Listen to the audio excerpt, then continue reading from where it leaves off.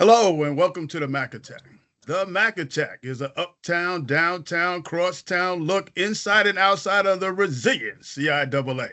I am Clyde Doughty Jr., aka Cool Mac, the VPAD of Bowie State University, the oldest HBCU in the state of Maryland. I'm joined by the ubiquitous one, Jacqie J. Mac McWilliams Parker, the commissioner of the CIAA, the oldest African American conference in the country. J Mac, what are we rolling with today? Look, Clyde, I'm just happy to be back in the space with you as we go into this new season. It's been a while. You're looking great as always. You Thank you. look ready to go. Look like you got some rest this summer, I don't and know I'm about that. thrilled. You look good, Clyde. Thank you. Yeah, sometimes you don't look like how we feel all the time, but you carrying it very well. So, just appreciate our guest here today. We've got some champions here, and it's really excited to start off the season with our champions and people who are leading in space, not just as coaches, but as administrators to talk about this upcoming year. And if you all didn't know, today is my 12th anniversary. September Wow. 4th, 12 years ago, I became the leader of this conference. Can y'all believe it? I'm still here. Won't he do it? It is. So what a way to kick off the season on my anniversary day. And we've got Coach Frazier. I think, Hyde, we've got such amazing guests. And this weekend, we were at the Black College Hall of Fame in Canton, Ohio. And it is such a delight to be a part of that experience for so many reasons. I mean, there was legends. I mean, we've got 100, I think Coach Frazier will bring you in here in a second, but we got like 138 plus not CIAA, but Black College Hall of Famers in the part of the NFL Hall of Fame. They've got their own room, their own space. There's history talking about the first game that ever played in college football with Livingstone College and Biddle University, Johnson C. Smith University. And to have Benedict and Virginia State representing this weekend was just incredible on the NFL Network. And so Coach Frazier, you guys showed out, to win that game. It's an SIC CIAA challenge for me. So I'm looking for the wins all the time against any conference opponent. But thank you for showing up today. Thank you and your team for showing up this weekend. Virginia State was on the airplanes, on the ground, cheering and ready to go to celebrate these young men with the opportunity to be around some of the greatest legends of the football game. Doug Williams, Shaq was walking around. I mean, they were walking around as if it was just part of their normal day when a lot of us were like in awe to be a part of that experience. So talk a little bit, Coach Frazier, about your experience this past weekend and what it meant to you as a leader and head football coach at Virginia State and being a part of football for probably your entire life, right? Oh yeah, it was awesome. I mean, just to get an opportunity to take a football team, some young, for the most part, African American males, up to the Hall of Fame, to tour the Hall of Fame, and then to be in the midst of some of the legends that came before us. I thought our players' experience, it was a first class experience. They did a great job. And one thing they did, the first year they tried differently they had a reception on Friday, and they put a Hall of Fame at each table for all the teams, for both teams. And the young man was able to just talk to them, have break bread with them. And then they gave us gifts. They gave a pendulum, and it was just, I thought it was a first class event. And then to tour the Hall of Fame. I've been there once. I had the honor to take a team when I was at North Carolina Central up there to play in the Classic. And I took the team there, but they have improved it tremendously since. That was about 12 years ago or so. And to have that section off for the Black College Hall of Famers, I was taken aback. It was awesome. Yeah. Yeah. It was I got goosebumps walking in there and they did the unveiling. You obviously was getting ready for the game, but they did the unveiling on Sunday of the incoming Hall of Famers. And Dr. Thomas came in there, and then you had Coach Taylor from Virginia Union walk in there, and then Charlie Neal. Then I saw Timmy Newsome come in there. I mean, it's a pretty cool thing to see where CIAA has made contributions huge contributions to football in the country. You know, and that's It an was. important And then piece even old there. Coach Bell, Willie Bell was there. You know, old Coach Coach Bell. Bailey was there. Yeah. Oh yeah. And Oh yeah. it was awesome because I remember when I first got in coaching at Bowie State, when I was the head coach, I think it was 1999 or something, and Coach Bailey was still on the sideline, and Coach Blunt and Lou Anderson, and just some awesome guys that I think will someday be in that hall. And Coach Taylor, and at that time he was at Union, and it was just one of those things, you know, that to see all those guys now that I'm getting up there in age, you know, I was just a young guy then, and then to play. I remember playing at Bowie State, and Coach Taylor was at Virginia Union, and then I coached against him when he was at Hampton. So to see these guys all are Hall of Famers, you know, it's just kind of like, oh, I'm getting old now. You know, Coach Frazier, you look at the history of the Black College Hall of Fame. From Jacqie just alluded to, all of those great players who came out of HBCU institutions to play in the NFL, who didn't get an opportunity to play in the NFL initially and had to go to, couldn't play at white institutions, PWIs. And that's the growth of the Black college experience. And now being recognized by Shaq and Doug Williams, and they keeping this going, is really special. And, you know, you talk about some of the names that you just alluded to. How special is that we're now having our own space? They're coming out of Atlanta. They started over Atlanta, moved down to the college, to the Canton, and having a space in there. I know that is just monumental, a feeling for you. It is. And I'm one of the guys that had the honor, and I do use that word honor, to be a head coach in 3 of the 4 HBCU conferences. And I'm a historian. You know, we talk a little bit about education. I wrote my dissertation. It was basically on an upward mobility of coaches from HBCUs to the FBS level, because I researched it, and then I see we don't often get opportunities to be a part of, because they think this is a black hole. They think once you go to an HBCU that you can't coach, you can't develop. And I like to debunk that theory, you know, because I know, we have more challenges, you know, but that's not no excuse not to be an excellent coach. That's not no excuse to develop young men and women. And some coaches do use it as an excuse, but I'm one of those guys that I never use it as an excuse, because I'm a product of that. You know, I played at Bowie State. You know, I have 3 degrees from HBCUs, you know, and I wear it proudly. And I'll put my acumen up against any coach in the country, you know, on any given day. Yeah, I appreciate you saying that. And, you know, and to be in that space, in that room, and to see the success of those Hall of Famers that went to HBCUs that may no longer, they're not playing the game, but they've had some success just as people and in their communities. Richard Huntley from Winston-Salem State, he's one of our Hall of Famers as well. He is part of that class this year. And you know, he's trying to do good things in the community. Bill Hayes, I mean, if you think about him, he was a coach in a lot of our institutions, and he's made footprints, and he's done more than just coaching. And so you're right. I mean, I think HBCUs has really given us a stepping place to be more than just the game. But the game is what kind of led us to give us those opportunities, and it happened at our HBCU. So I appreciate you making those comments and points, because Dr. Frazier, I'm like, he got his doctorate. I need to go work on mine and finish mine too. Clyde's working on his. Inez, I think you're working on yours. I mean, it's a place where HBCUs can really let you thrive beyond just getting your undergrad, right? You're encouraged to see more of us get our doctorates, because that's what you see on our campuses. It's encouraging to see that.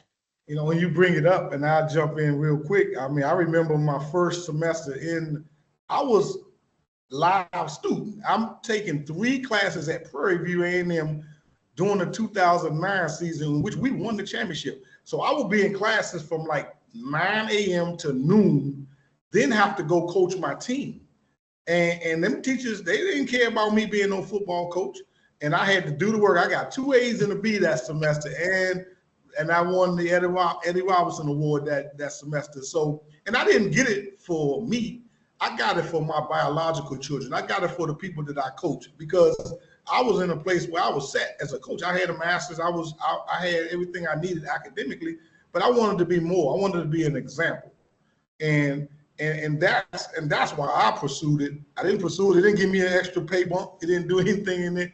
But what it did was, it solidified the people that I'm talking to when I go into those parents' house and I'm talking about education, and they can see I'm serious about it. And I think that's the point, Coach Frazier. It's that role model that exists that we have to fight for and be that person for our young men and women. Just what you explained, some of them will cry about getting up in the 8 o'clock class. Here you are teaching, going to class from 9 to 12, then going to coach a football team. A lot of them will use excuses. Well, it's too early. I got to walk over there. It bothers me when I hear those things and know how we struggle and we continue to struggle because I went to class too every night, staying in class. To me, it was the best time of my life. I didn't have to worry about nobody else but me in class. I had to worry about 350 athletes. It was a good thing for me. Yeah, it's kind of an escape. You can use it.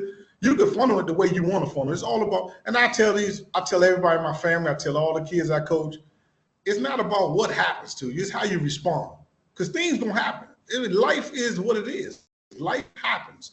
So if you one of those people that walk around feeling sorry for yourself, the woe me attitudes, guess what this world gonna do to you? It's gonna kick you behind. But they'll come to me with stuff, the players, and I just kind of look at them. I'm gonna hear you out. And they already know what I'm gonna be like. Excuses are monuments of nothingness. They build bridges to nowhere. Those who use the tools of incompetence are masters of nothingness. So we're not gonna use it. Just tell me, how can we resolve the situation? Because I'm all about solution. I'm solution oriented. All that crying and complaining, don't nobody want to hear that.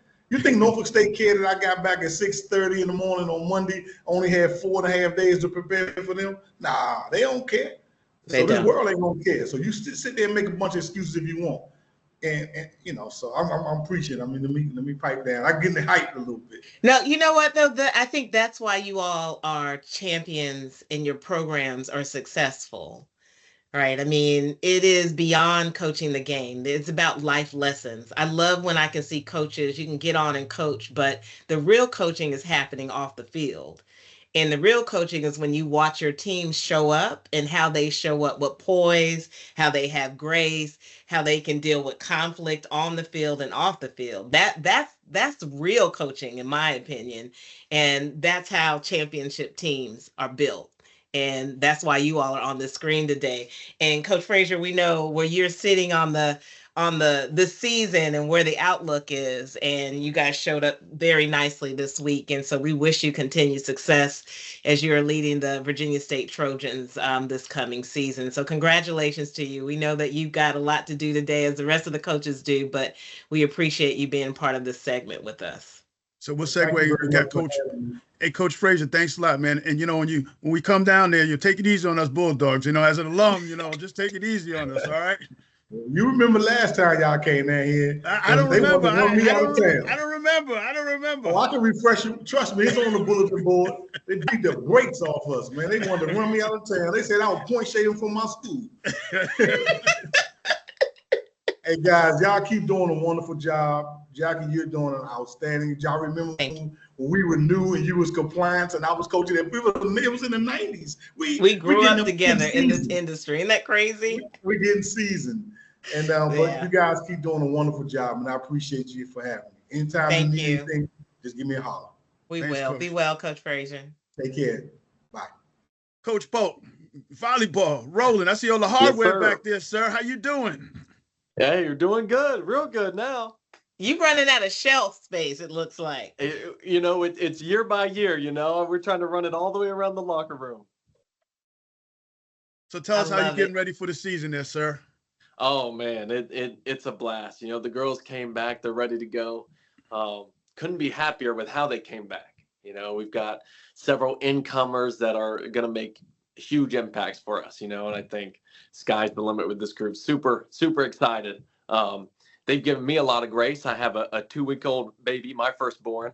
Oh, congratulations. So, it's been a lot going on at once as we gear up for this weekend. But, everyone's been working together and we're super excited. Coach So Polk, I tell us, was getting ready to ask you, like, what did you do this summer and how did you prepare yourself? And it looks like you have a baby. That's right. That's right. That's right. Yeah, it was all that, it's nonstop volleyball over here. So there's not Yeah. much time. Luckily my wife is very understanding. And a lot of people are on paternity leave and I'm here at Shaw, and but she's the best. So Yeah, that's awesome. That's awesome. Lady Inez, how you doing? You're on mute there. Hey, I'm sorry, guys. Hey, Hey, everybody. Coach Hey. Inez. Just feeling great that the season start. I mean, I don't know any better. I just love to work. Hey, tell us, coaches, mental health is a huge issue in our society right now with our student athletes and our students in general. How do you guys and what does Shaw and what does Fayetteville State do to support mental health concerns of our students? Coach Polk? yeah, I mean, that's really a case by case basis. I think one of the best things coming from the coaching side is that all our sports are stress relievers in and of itself, just with physical activity. But we do a lot of preparation with especially individuals that we already know might need extra, attention in that area, with other partners on campus, counselors, things like that. I'm always one it's way better to be proactive than reactive. I don't want to have to fix the situation as much as I'd rather prevent it. Yeah. Yeah. And here at Fayetteville State, me also being a part of the administration, it takes a village, and we start with the sports, because we know the athletes more than anybody else. They're closer to us, they're closer to their teammates. And so, the first meeting that we will have, we will talk about, what they need to do, how we need to do stuff together as a group, as coaches. And to definitely, here at Fayetteville, we have our student development center that we will definitely, just making sure that we know and see some things. If we see some things, we know what to do, where to send them. And, as coach said, our teams are stressed out. We already dealing with some things. And so the first and foremost thing is to make sure, as coaching, as myself, coaching staff, other coaches, is to make sure that these youngsters know that they're supported in every way possible. And what do you guys do, for your mental health? Because, you're carrying a large weight on your shoulders trying to help our student athletes and our students out. What do you and your administrations do to keep you guys focused? As for me, to be honest with you, my brain is occupied, truly occupied, for the past 4 years. So I think that believe me, what I'm doing, it becomes my own therapy. And so the athletic department here, we as I said, a lot of support from the AD, a lot of support from our chancellor, and it definitely helped us to go along. Yes, we are in it for the reason of making sure that we develop the youngsters on a whole, both academically and athletically, personally, and in every way that we need to when it comes on to having them as a whole.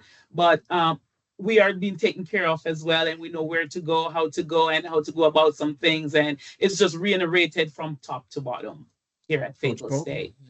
Coach Yeah, Polk? I mean, I think I'm blessed to have the best AD and president in the CIAA on my side. I mean, y'all know George; he's the kindest guy ever. So I don't get burnt out. I don't feel any stress. But when I want to go catch some relaxation, I go hop on the tractor, start bush hogging, or pounding some fence posts, So it's my turn to get some physical exercise. I love As it. as an athletic director, and listening to the meetings and my coaching staff, they wanted to do more social events.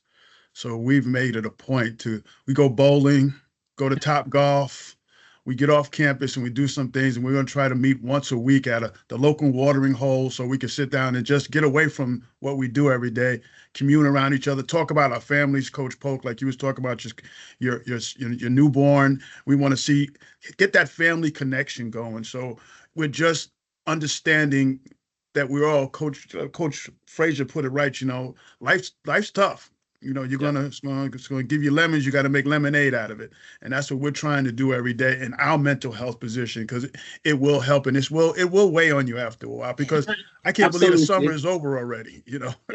Summer went by so quick. I didn't know we had a summer. Yeah, and I think for the conference standpoint, I always feel a sense of responsibility of how we create culture in our meetings, for our championships, in our conversations, to feel that connection. I think that helps a lot in resolving challenges and issues that, risk management. That's what we do. We put out fires all the time, but as I tell the team, they don't have to feel like fires. We could be responsive, not reactive.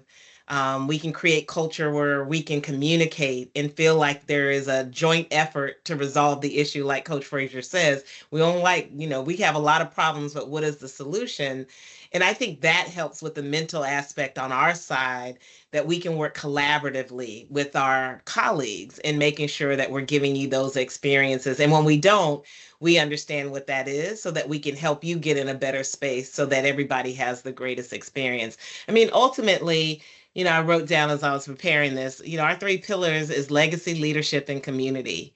And every single day, those 3 pillars drive us as a conference to make sure that we're providing the excellence of what we should to our members. And that's you all. Just interested as you're going into this season, when you think about legacy in your programs and what you're doing, and I know your all's background, y'all are champions before you even came to your institutions and doing what you're doing. And when you think about leadership, what does that mean? And then when you think about community, what does that look like for you all as you're preparing for this upcoming season? Yeah, for us, I loved what y'all were saying about education. For me, I kind of take it a little differently with my players. So like during our workouts, they're learning something. They're learning something in relative to the real world that school doesn't really teach you. So like this past week, we were learning about debt, different types of debt, consumer debt, mortgages, asset debt, business loans, things like that, and the pros and cons of each, what we should be avoiding, what we should be, and we kind of, looked at different people's perspectives on it. Dave Ramsey, Robert Kiyosaki, these sorts of things that they don't know how, your credit card interest is counted, is figured. These sorts of things that they haven't learned before, that are massive parts of everyday life, that you don't learn in your normal, college class or your high school class or anything like that. So we try to do a lot like that, and that's a lot of the metaphors that I use in coaching, is relative to that. So one of my teams, the 2019 team, the team with 8 players that made it to the championship, we talked all about, income and expenses. Your income is harder to increase. You have to get someone to agree to pay you that. That's earning a kill. The other team has to not dig it. But your expenses, you're in full control. When you error the ball, when you hit it out of bounds, that's all on you, right? You made the decision to make that error. So we try to tie a lot of things back into real life that kind of puts these kids in a situation to be successful. Coach Polk, it's very interesting, because when I hear people say prepare them for the real world, but this is their real world right now. It is. And we have to now make sure that they're ready education-wise to go to the next phase of their life. Yeah. And so what you're doing, and when you connect something that they can understand, when I was taking stats in college, I was lost, but my stat teacher said, he broke the whole class down. He broke down the people who play cards, the people who play sports, the people who bake, and he associated everything they did with statistics. And I got it. So that connection, the real life. Said, oh, that's a dig. Oh, that's how I get money. Oh, geez, that's how it. And see, it works for them. And that's what education is all about, what you're doing. And see, that's great. And I'm quite sure that Inez, when they hand off the baton, they're handing it off to the next person to pay their debt and keep it moving. So all these things work together as a team, because both of your sports, all our sports are individuals, but together as a team, they function and make it happen. And that's how you got to work when you get to the next level. right? Absolutely, absolutely. And just to piggyback a little bit, another thing that I do when it comes on to preparing them, we talk about the real world, is to teach them first and foremost is to let them know, because there's gonna be problems. It's not if problems come, it's not if challenge come, it's when it comes. How do you deal with it? And so one of my main learning points when it comes on to even in training, um, just not coaching as coach said, but to help them, just help them, kind of walk them through how do you deal with what do you need to do? How do you need to get over this? Do not look at everything at the same time, because this world will close on you. Take it step by step. Trust God. Just know that you're not the only one that's going through these things. This is how I will use examples of some of the little things in general, what I go through. And when I was a student athlete myself and all that good stuff. And so you will be it would be so surprising how these things help them and help them to get over. I do a lot of motivation during practice time and all that good stuff, because I need to take their mind away from some of the things. Once you're free, you can focus, you can do some things. And that 1 hour, just think about why are you here, and put away some things. But the end of the day is deal with what you have to deal with, but do not look at everything at the same time. Take it step by step. And I'm going to pat Jacqie on the back in the CIAA, because at our championships, which are far greater than championships I've seen across D2, how they combine community with the championship and teaching these young people about the benefit of being an athlete and being in the space they are. So those things have evolved greatly. And I think our student athletes benefit when they get to that championship experience and they get into the community and they align with young men and women, small children, and showing these children how they can aspire to be a student athlete or just a student to go to college and achieve success. So Jacqie, I want to thank your staff for always thinking of that position when we go to these championship events. No, I appreciate that. And I'm grateful that our coaches, I coach too. So when I get to a game, I want to be focused on the game. I'm not trying to think about doing no community service and all this other stuff. But as I've grown in the profession and I've watched, even at the highest level at the NCAA, that is an emotional opportunity too for students to connect and de-stress. There's already the pressure to winning, right? And it's a moment that you can take yourself out of that and give to somebody else. I love to see the smiles on these young children when they see our kids.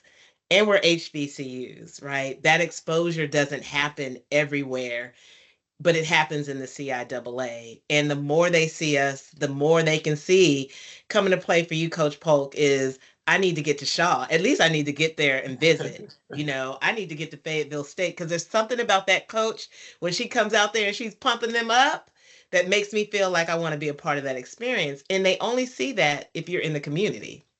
Right. That's the only time you see it on the game, you see it on the field, but that's play. But how do you humanize these athletes and coaches beyond the game? And so I just encourage you all to continue to encourage your colleagues how important that community is. Because Clyde and I both know we've coached, we get it.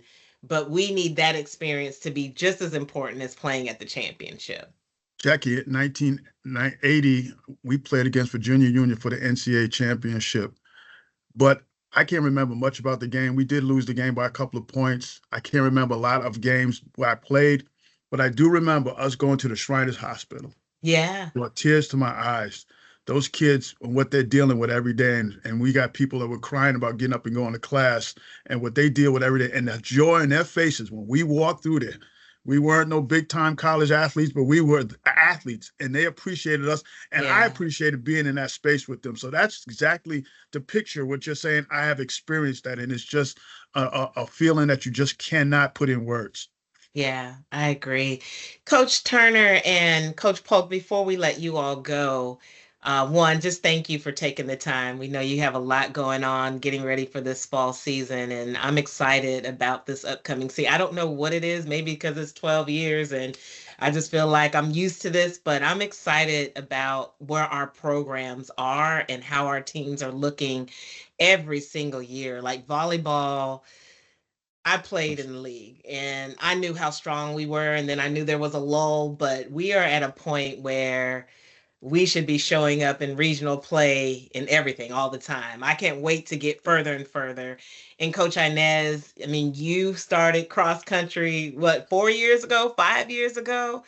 And you ain't stopped winning yet. Like, you started from ground zero, but it just shows you no matter what resources, like we said, you have, if you love what you do and you're intentional about why you're there, then being a champion is really easy, in my opinion. It may feel hard, but it's easy when you're committed to it. Before you get off of here, just any parting ways, one, to maybe encourage our student athletes, your colleagues, but even yourself, as you're trying to win another championship this fall. I could start. Just to enjoy. The biggest thing is I love that. Enjoy, embrace. Just know that the time that you have now, you'll never see it again. So what are you going to do with this time that you have? Make sure that when you getting older, as I am too, in that space, going in that space, that you can sit on your porch and look up and say, I feel good about everything that I've been through. So this platform that you have right now, just enjoy it and do it to the best of your ability. Yeah, I love that. Yeah, I would just second that. And then I would just focus on who you're around. This season, I think, is going to be super easy just because the people we're around are awesome. These kids are so fun. It's like I come in every day for practice, but it's not work. And every year hasn't been that way. But as we've gotten better and more picky, the kids are just the right fit. And, being around people that make good decisions and that are, focused in the same pathway that you're focused makes your life really, really fun. Yeah, I love that. Well, thank you both so much. I wish you more success than the success that you already have. And if there's anything, we can do to make it better for you all, just call my team. And thank you so very much, Kamish. You're doing an awesome job. We appreciate you. Thank you. Thank you. Absolutely. You guys be well. All right. Thank you. Oh, Well, we got Clyde. Orangeburg's best up in the house now. Lord have mercy. What's up, Good Lady morning. Matisse? Good morning. Good How you morning. doing? How's it in South Carolina, South Kakalaki? It is a cool, crisp morning in the state of South Carolina this morning. So nice weather. Looks like we're going to get a little bit of rain, but it's very much some relief from the hot temperatures that we've been having. I mean, we went from summer barely to fall. Like, in a flash, it's right? crazy. The weather's bipolar. The weather's bipolar. It Very is. much. It is. Better than me. So how's better the T.O. weather than doing myself. now? How's T.O. doing? T.O. is doing great. I just had to kick him out of the office so I could get started with this process. He wanted to be on. So I think you guys should put him on your invite list at some point. He's got to wait his turn, man. He hasn't earned enough brownie points. He ain't enough CIAA points yet to get on. Well, Matisse, we're glad you joined us. I mean, first of all, Claflin's very blessed to have you. I mean, you are a shining rock star, and the conference, we are grateful to have you too. Your talents show up everywhere for us, and so we appreciate it.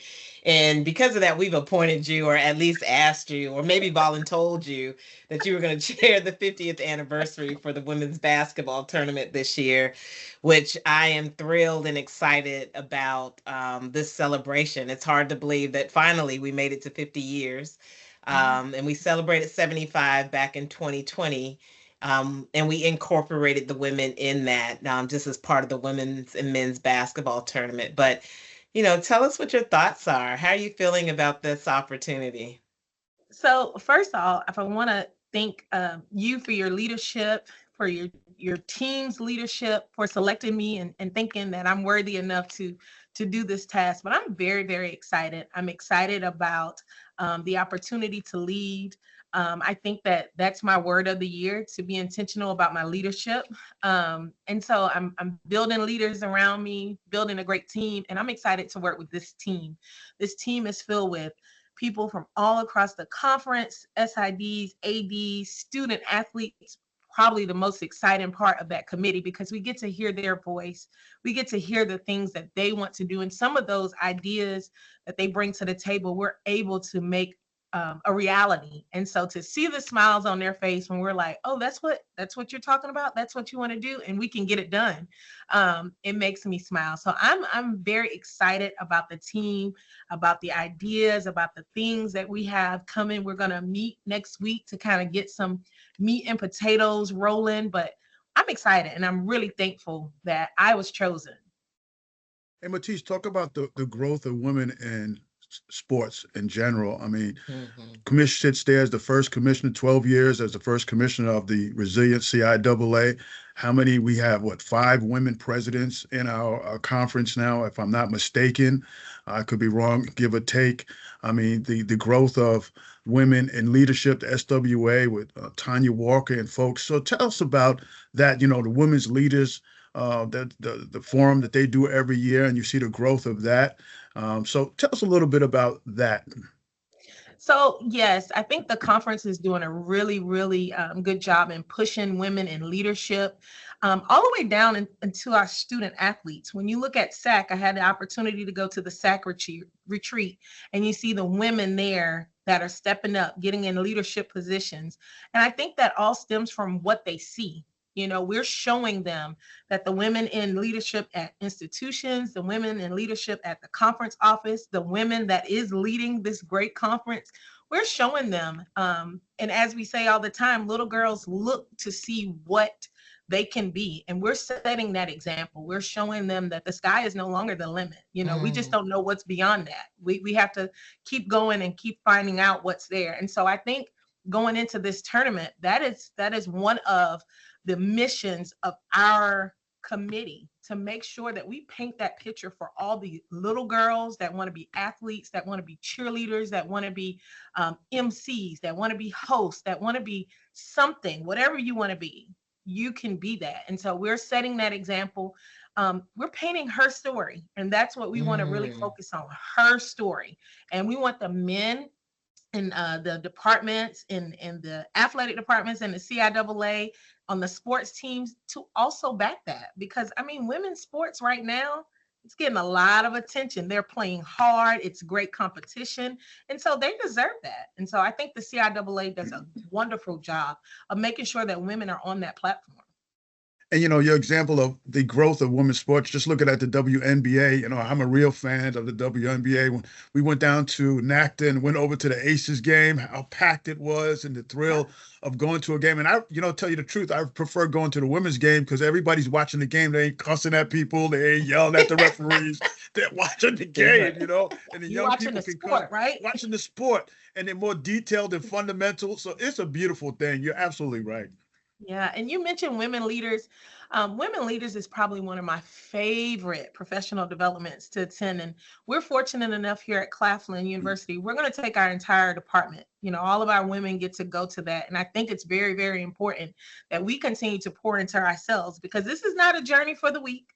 And you got to make sure that we're pouring back into yourself so you're ready to handle the task at hand. And I think that's one of the platforms of professional development that does it every year for me. When I leave from there, I'm Superwoman. I got my cape back on, I'm ready, and I can go back and conquer everything that's thrown at me. But it's definitely cup filling. Yeah, like Coach Frazier just said before you got on, I'll let Jacqie go, is that there's going to be problems. Life is going to give you these problems, but he's got to be solution-driven. And that's what women's leaders have been, solution-driven, to combat all the problems that ladies had moving through this quagmire we call college athletics, or athletics in general, period. Yeah, absolutely. And I think as women of color, we still are challenged with some of the barriers, in the industry. I think there's more of us in position. And Clyde, we have 6 women presidents now. I just had to count, because sometimes we got 6, sometimes we got 7, sometimes we got 5. It just depends, but we've got 6. So out of 13 presidents, we have 6. And we have 3 women athletic directors in our conference, which is nice to see that we are getting these opportunities and positions. But I do think how we sustain our women in these positions is just so much more important. We get in it, but how do we sustain? what's the culture we have them in? Are they able to go to women leaders to get that refresher? Are they able to get in leadership programs? When they come back, do they have the support around them? Clyde, you've got Jaleesa, who got our PhD, and then she went to the leadership development. Her and Lataya were in the same from Elizabeth City, and you can see the growth and the maturity that they have brought back, or that our leaders are able to help them mature even more so that they can be better leaders and put them in the position like we're trying to put you in of leadership. And I think that's important because, again, I love the painting her story. I hope that's a hashtag for CIAA because I can see a whole lot of happening in that for 50 years of women's basketball in this conference, and all the shoulders I got to stand on and you got to stand on, Clyde, you, and the women's basketball players in this conference that got to see women coaching and then got to see men coaching women. Yeah. Right. And the Hall of Famers that are currently in our Hall of Fame that we are celebrating, and how we incorporate all of that. It's a lot of work. Y'all have a task to do. We can't do everything, but I do think that painting the picture says it all. I've been watching your daughter, Raleigh, right? She gets to see you paint that picture. Simone has gotten to see me paint that picture with advocates like Clyde.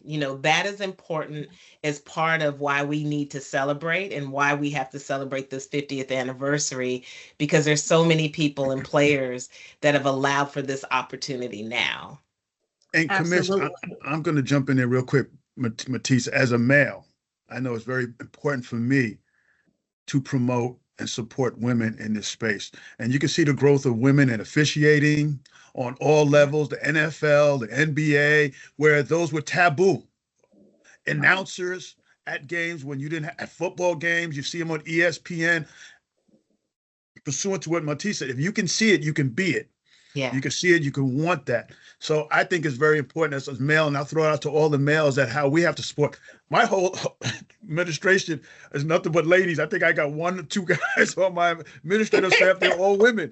And they drive me to make critical, guys think in a certain way. We think we're from Mars, women from Venus. And so we have to understand that there's a balance in there. And sometimes when we all thinking in Mars, we don't get that balance, but they balance me. And they understand what that nurturing part that I have to have as a male to understand what the women are dealing with in this society. So I think that's critical for all male administrators and all male role models to understand. We have a woman who's vying for the presidency of the United States right now, who's an HBCU grad. So it just goes to show you the evolution. Yeah, I agree. And I think another point that is important for the women is that we don't gatekeep. Once we get information, we get it in our tool belt, each one has to reach one and bring one along. Yeah. So if I have it, you best to believe my sister has it as well. And we're trying, to cultivate and make it our own, but we use that information. And I think the CIAA's platform for the SWAs has been life-changing for me. I've gotten in that organization these past 2 years, and to see how we pass information, we share information, we team up on different things, it makes a difference, so each one of us, each one has to reach one and try to bring the other along. Yeah. We're only as good as our teammates are, right? And we have to stop competing with our own teammates. We've got to pass the ball or make sure that we're teaching the plays so that we can all win. As I tell the women on my staff, is if we don't treat each other well in this environment and we treat everybody well outside of the environment, then that doesn't say anything that we're not good to each other here. Like, we should be taking care of each other, because outside, not everybody takes care of us the same. You might think they do, but they don't. Right. And so our greatest opportunity is to protect and be the gatekeepers of our own teammates and make sure. And look, we might vie for the same positions, but if anything, let's encourage each other, push each other, and then cheer each other on, opposed to trying to find ways to sabotage each other. Like, that doesn't work. And when our men and other people see that, they use that against us, right? Absolutely. And so we need to be our best advocates for each other. Right. Yeah.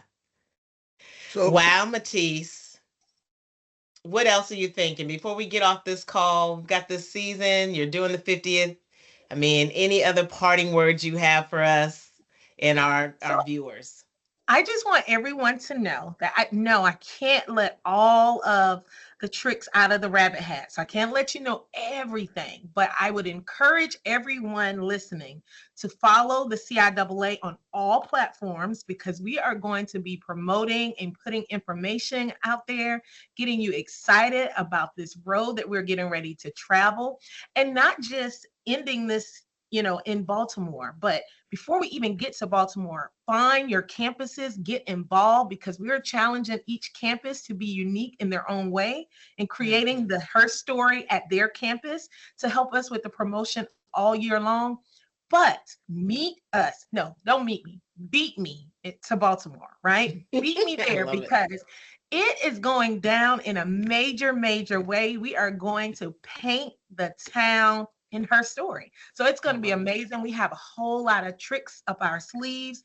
The commissioner has challenged this committee with being innovative, creative, and we are going to do just that. We are going to fulfill that task. So make sure, I think there's a special going on right now. Go get your tickets right now. You don't want to miss it. CIAA tournament in Baltimore, Maryland. It's going to be a vibe. So make sure you're there. And Matisse, you talk about the platform, and I have to give the commission, the CIAA, and the board a lot of credit for the visibility that we're now experiencing. Having football teams on TV and people seeing the CIAA, we are a great product. I mean, we have great student athletes. The games were phenomenal. Tell you the truth. Yeah. Johnson C. Smith looked great on television. I was like, yo, that's my conference. I was calling people up left, right, said, check them out. So yeah. What you're saying, and going into Baltimore and what we've done in Baltimore, coming out of the pandemic, when we worked through all those problems to find solutions, like Coach Frazier said, now we're in this space now of visibility and prominence, and we're going into this 50th anniversary with folks like you front and center speaking her story. Yes. They need to be there. Get there, be there. Be there. Be there. Be there. Well, we love it, Matisse, and look forward to all the exciting things that we're going to see, and Tanya's leadership internally, and really appreciate you being in this space with us. And so keep rising, sister. Keep rising. Thank you. Thank you. We wrap up this show. I am Cool Mac. She is J Mac. And this is the Mac Attack. Don't call to come back. We've been here all the time, and we will be back. Love you, Clyde. Great segment. And just let's have a great season. Yes, we will. You know how we do. Up in here, we attack. The Mac. Peace. Deuces.